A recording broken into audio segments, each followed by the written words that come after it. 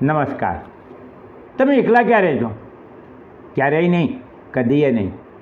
તમે હંમેશા કોઈની ને કોઈની જોડે હોવ છો. હવે જ્યારે તમે કોઈની જોડે હોવ તો તમારી પોતાની જોડે ક્યારે હોવ છો કે જેથી તમને તમારી સાચી ઓળખ મળે અથવા તો તમને સાચા સુખ શાંતિ મળે?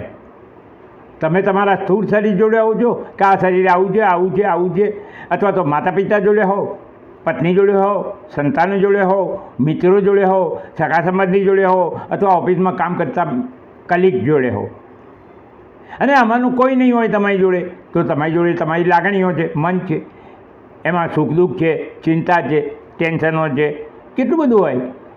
ચલો આની જોડે નહીં હો તો તમારા બુદ્ધિ જોડે હશો કે જેમાં વિચારો ભરેલા છે, તમારા ભવિષ્યના પ્લાનિંગનો વિચાર આવતા હશે તો તમે બુદ્ધિ જોડે છો. આ પણ નહીં હોય તો તમે આજે કયા મારા કામ કરવાના છે એ કામો તમારા કામો જોડે હશો. આ બધામાંથી કોઈ જો તમારી જોડે નહીં હોય કોઈ ને કોઈ, તો તમે પોતે એકલા ક્યારે છો? તમારી પોતાની જોડે ક્યારે છો? તમે અલગ છો? તમે ક્યારે એકલા પડ્યા છો તમારી પોતાની જોડે? આપણે આત્માને એવી બધી મોટી વાતો નથી કરતા, પણ તમારી પોતાની જોડે ક્યારે એકલા પડ્યા છો? તમે શરીરમાં આવ્યા, સંબંધો બાંધ્યા, ભોગવ્યા પણ, અને આ શરીર છોડીને ચાલતા પણ થવાના છો. જે શરીર, સ્થૂળ શરીર, મન બુદ્ધિવાળા શરીરમાં તમે આવ્યા હતા, તમે એ શરીર છોડીને ચાલતા થવાના છો. તો તમે શરીર તો નથી, તમે મન ઇન્દ્રિયો નથી, તમે મન બુદ્ધિ નથી, તમે આમાંનું એકેય નથી, પણ તમે ક્યાં છો?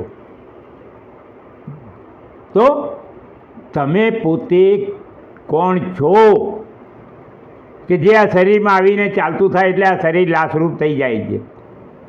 તો તમે એની જોડે છો, તમે એ છો, પણ તમે તમારા પોતાની જોડે નથી રહેતા, હંમેશા બીજાની જોડે જ રહો છો, સંઘમાં જ રહો છો.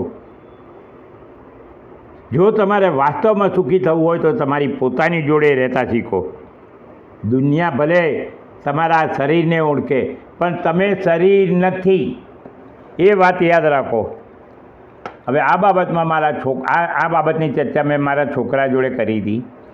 એણે મને 2 પ્રશ્નો પૂછ્યા. મેં શું ઉત્તરો આપ્યા હશે, આપણા માનવ જીવનનો ઉદ્દેશ શું હશે, એ બાબતની ડિટેલ હું તમને મારી યુટ્યુબ ચેનલ ભગવદ્ ગીતા જીવન મુક્તિનો માર્ગ એના ઉપર મોટો વિડીયો બનાવીશ. તો તમે આજે જ આ ચેનલ સબસ્ક્રાઈબ કરો અને આવતીકાલે મારો વિડીયો આવે એની રાહ જુઓ. ત્યાં સુધી મારા નમસ્કાર.